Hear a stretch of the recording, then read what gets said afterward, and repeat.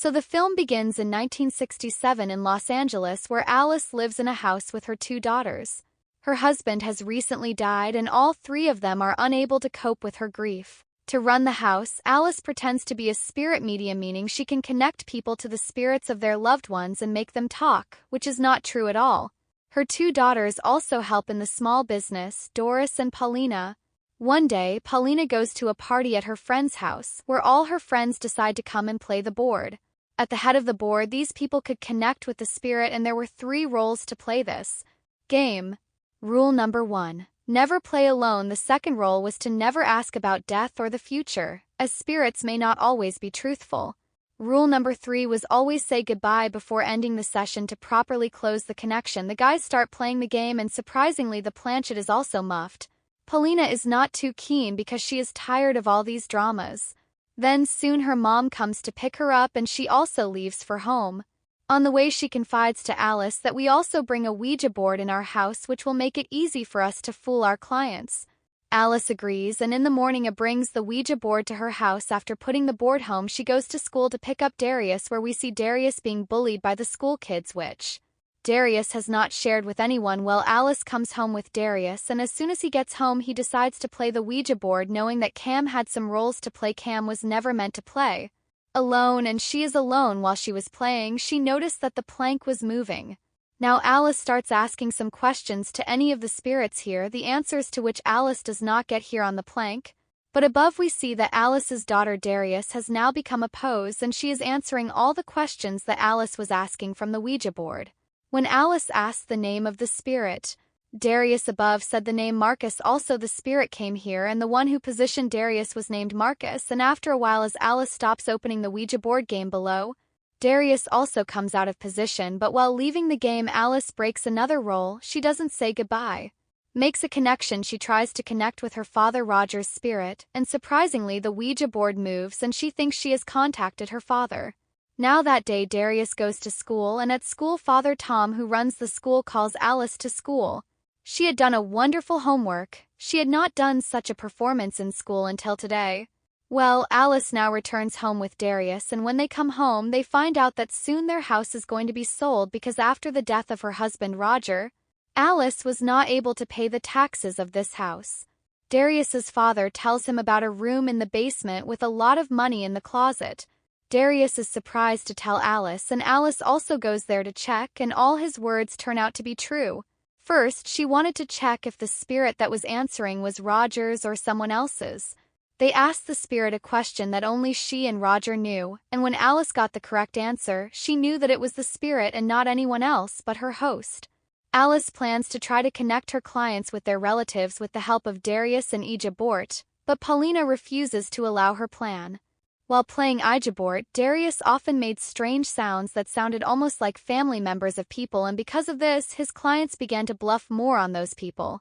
Their business started going very well, but during all this, Darius failed a needle in his neck. He felt some spring fail on him, so he took the planchette and looked in the glass with this planchette, and there was an evil spirit on his shoulder. Seeing what she was afraid of, she screamed, and the evil spirit entered her. That is, the evil spirit took possession of her completely and possessed her. As soon as she was possessed, Darius became unconscious and whispered something in her sister's ear and said something softly, which caused Paulina to have nightmares. And this day we see Darius was at school, and as soon as some children started talking to him, Darius with his power Alda harms them. Darius now comes home, and Paulina's friend came to their house today. When he talks to Darius, Darius talks very scary and strange things to him. Paulina got angry when she saw that someone had said it. She thought it was Darius's work, but Darius said, "No, I didn't do it. Dad did it because he wants to shut off all the voices in the house."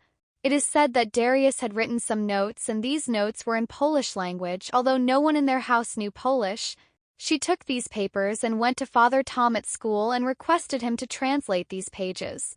"I want to connect. I want to start their session." Father Tom asks Darius what was my wife's middle name. Ranchit Moff says, and Lynn tells the name. During all this, Darius had something in Father Tom's wife's voice which surprised them all. The session seemed successful, but Father Tom asked to meet Elise and Paulina alone after the session. Father Tom tells them that the session that just happened was not sexy at all. My wife's middle name was not Lynn but Catherine, and Lynn's name was said by Darius because after asking this question I started thinking Lynn in my mind. In these voices, people imagine the same voices in the voices of their loved ones, that is, Darius was able to make out the voice of a random man or woman, 'cause Father Tom told that the voice that Darius made at that time was not even my wife's. Alice then asked how the last Darius was able to do all this. Told Paulina that the pages you had brought me contained the story of a man named Marcus. That doctor was a psychopath. He used to capture many people like Marcus. He used to experiment on them. He kept them locked in his basement and finally killed them. And this house in which Alice and her family are living at this time was actually the house of the same doctor, and the bodies of all the people killed by this doctor were still in the same house. Playing the third role also means that Alice had broken the Ouija board, and that's why these people were going to be in a big trouble. Further, Tome reads further and tells that in these pages Marcus has written his feelings about his death. No one can speak, no one has a voice, but Marcus has a voice. In the form of Doris. This was the reason that Doris was able to answer all Alice's questions correctly, because Marcus had always been among those people. After saying hello, she took him to the basement. After going to the basement, after some flirting, the boy finds some skulls. He finds the corpses of dead people, which he is shocked to see. And behind us we see Doris, who was now poised in a strange way. Her body was also dying, and she came and attacked the boy, and while attacking, her eyes turned completely white. This time she attacked. He strangled the boy and killed him. Well, Father Tom also came down with Paulina and Alice after having his meeting. As soon as they came, they realized that Paulina's friend's body was hanging in the middle of their house, as if the boy had hanged himself. That's why the father immediately asks Alice to burn their Ouija board. These people had burned the Ouija board, but after a while we saw the same Ouija board safely placed on their table. Here we see that during all this they couldn't find Doris anywhere, but then the father heard someone's voices from behind the walls. And Doris was standing there possessed. As soon as Father Tom came here, the spirit here also possessed Father Tom, and Father Tom himself attacked Alice and Paulina to avoid them. They both ran away from here. Mom. The way to fix all these things again, Paulina's father explained to her that you have to turn off the voices that are coming here from the spirit world. All these voices because Doris was coming here as a medium. That's why Paulina was kissing Doris's lips just like yours were the lips of Mance. When she was about to kill them, Paulina brought a stitching needle to her sister's lips. She immediately went and attacked Doris, but a lot of spirits stopped her from behind. A lot of black hands were shown on her leg, but Paulina didn't stop. She meets her date and is happy, while here we see Paulina, who was taken by all the souls here, and she killed her mother as soon as she was processed.